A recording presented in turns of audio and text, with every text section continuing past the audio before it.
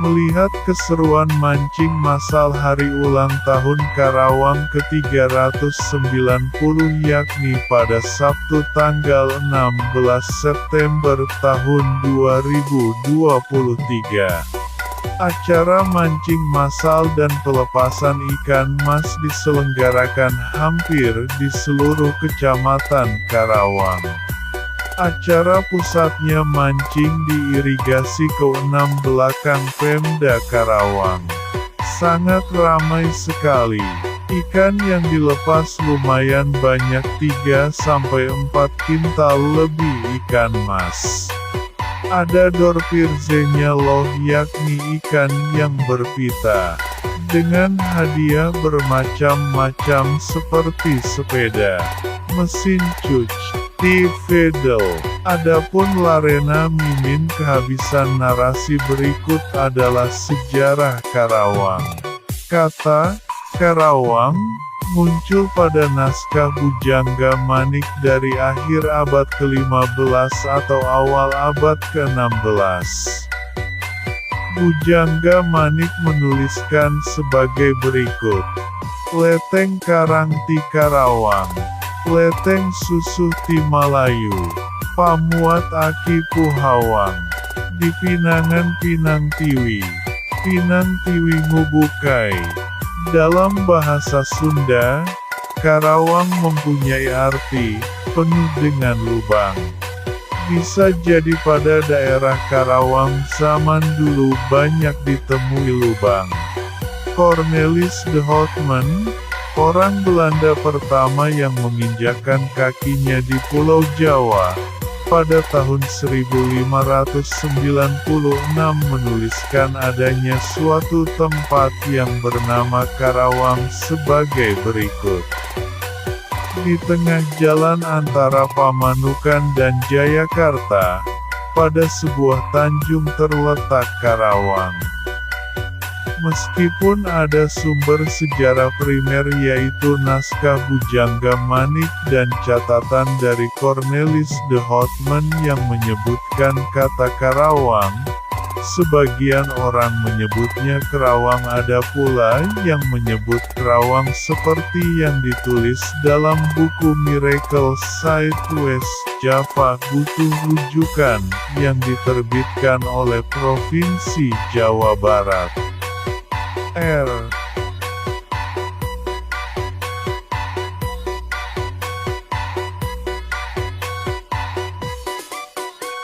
Cecep Supriyadi dalam buku Sejarah Karawang Butuh Rujukan, berspekulasi tentang asal-muasal kata Karawang. Pertama, kemungkinan berasal dari kata Karawaan yang mengandung arti bahwa daerah ini terdapat banyak rawa. Dibuktikan dengan banyaknya daerah yang menggunakan kata rawa di depannya seperti rawa gabus, rawa monyet, rawa merta dan lain-lain. Selain itu berasal dari kata kera dan uang yang mengandung arti bahwa daerah ini dulunya merupakan habitat binatang sejenis monyet yang kemudian berubah menjadi kota yang menghasilkan uang. Serta istilah serapan yang berasal dari bahasa Belanda seperti caravan dan lainnya. Selamat ulang tahun Kota Karawang.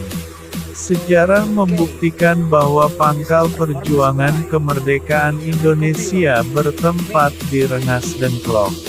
Bung Karno diculik ketika itu oleh para pemuda Karawang, membawa Bapak Soekarno bertujuan untuk mempercepat proklamasi kemerdekaan.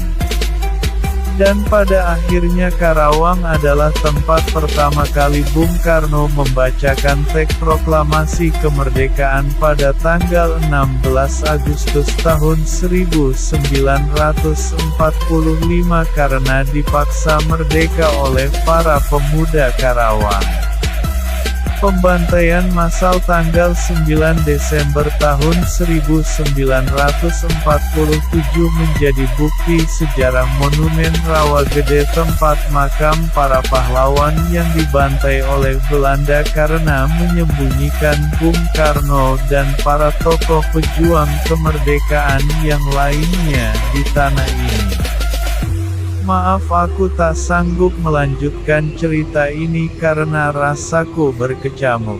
Intinya selamat ulang tahun untuk Kota Karawang yang ke-390 tahun. Semoga menjadi Siliwangian kembali. Keberadaan daerah Karawang telah dikenal sejak Kerajaan Pajajaran. Kala itu, Karawang merupakan jalur lalu lintas penting untuk menghubungkan Kerajaan Pakuan Pajajaran dengan Galuh Pakuan.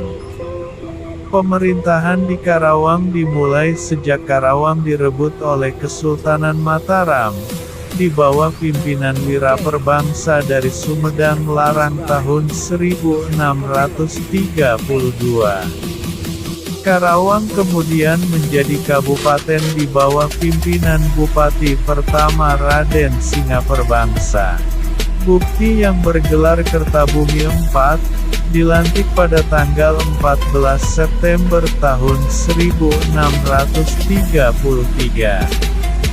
Sejak saat itu hingga sekarang, tanggal 14 September diperingati sebagai hari jadi Kabupaten Karawang. Raden Adipati Singaperbangsa dikenal pula dengan sebutan Panembahan Singaperbangsa. Dalam Kalidaun atau Eyang Manggung adalah Bupati Kabupaten Karawang pertama dan menjabat dari tahun 1633 sampai 1677 dengan gelar Adipati Kertabumi IV. Pengangkatan Singaperbangsa ini dipandang sebagai titik awal lahirnya Kabupaten Karawang, dengan Singaperbangsa sebagai Bupati pertama. Singaperbangsa wafat pada tahun 1677. Dan kini namanya dikenang menjadi sebuah ikon di kota Karawang, yaitu Gedung Singaperbangsa yang letaknya tepat di pusat pemerintahan Kabupaten Karawang. Tak jauh dari Gedung Singaperbangsa terdapat juga menara yang menjadi ikon kota Karawang, yaitu Menara PDAM atau biasa disebut Tugu Moksen. Tower bertuliskan kata Karawang ini adalah sebuah tower percontohan cakar ayam PDAM pertama di Indonesia. Berlokasi di Jalan Mangga, Kelurahan Nagasari, Kecamatan Karawang Barat, Kabupaten Karawang, Jawa Barat. Tower ini sudah berdiri kurang lebih sekitar 42 tahun yang lalu. Berfungsi sebagai penampungan air dari Perusahaan Daerah Air Minum (PDAM). Tak jauh dari Tugu Moksen terdapat Tugu Padi. Pemkab Karawang meresmikan pembangunan Tugu Padi yang berlokasi persis di bundaran Pabrik Es Karawang di Jalan Kertabumi, Karawang.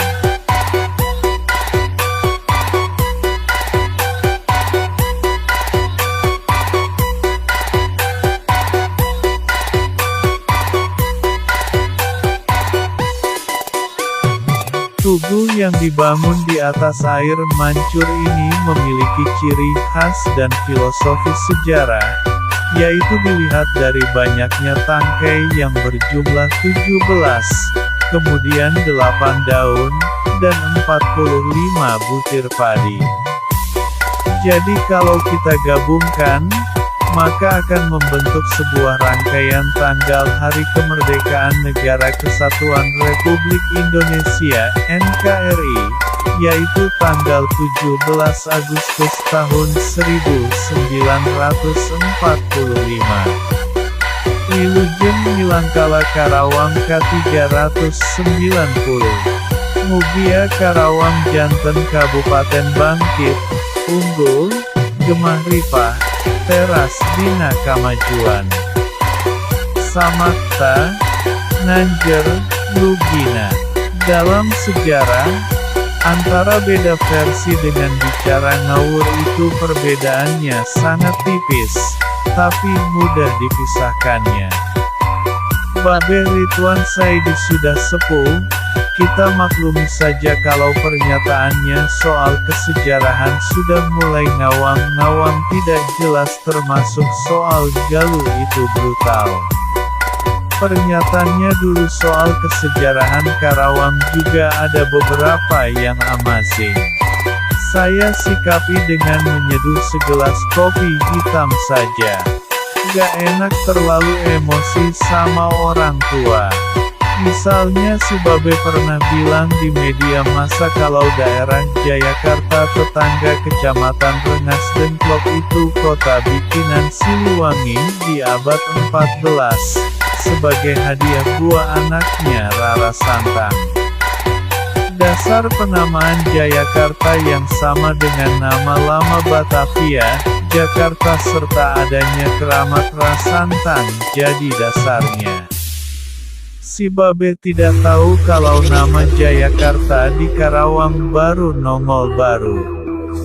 Nama asli daerah itu Ciagem, wilayahnya Pati Gajah Srengseng kalau berdasar tradisi pantun. Zaman Singa Perbangsa sering disebut Karangpapa. Zaman Panatayuda disebut Daya Ciagem sesuai nama sungai di sana. Begitu berdiri kampung dikasih nama Gempol, setelah itu barulah Jayakarta. Dan kalau saya ceritain awal mula adanya keramat Rara Santang di Jayakarta pastinya pernyataan Babe makin gak jelas karena saya sejak tahun 2000 sudah beberapa kali wawancara sama orang pertama yang memunculkan keramat tersebut jadi tahu betul sejarah keramat Rara Santang Jayakarta. Babe juga bilang Johar di Karawang sebagai awal mula peradaban. Padahal sama saja, Johar juga baru nongol belakangan. Zaman Singa Perbangsa datang daerah Johar baru berupa rawa-rawa. Zaman Syekh Kuro bikin pesantren di Karawang juga sama daerah Johar itu belum tercatat di peta. Di zaman negara Sunda kuno malah wilayah itu berupa danau luas. Kalau bicara awal peradaban di Karawang yang larinya ke daerah Sanggabuana atau ke Muara Citarum. Ada beberapa yang lain lagi pernyataan soal sejarah Karawang yang susah saya bedakan. Apakah itu beda versi atau ngawur? Tapi gampang membedakannya karena yang hafal Lewi Karawang itu tentunya Laut Karawang. Untuk spot mancing yang tadi Mimin lihat yakni di irigasi arah kidul deket jembatan baru belakang si. Tadi Mimin melihat banyak sekali yang dapat ikan mas mantap. Sampurasun.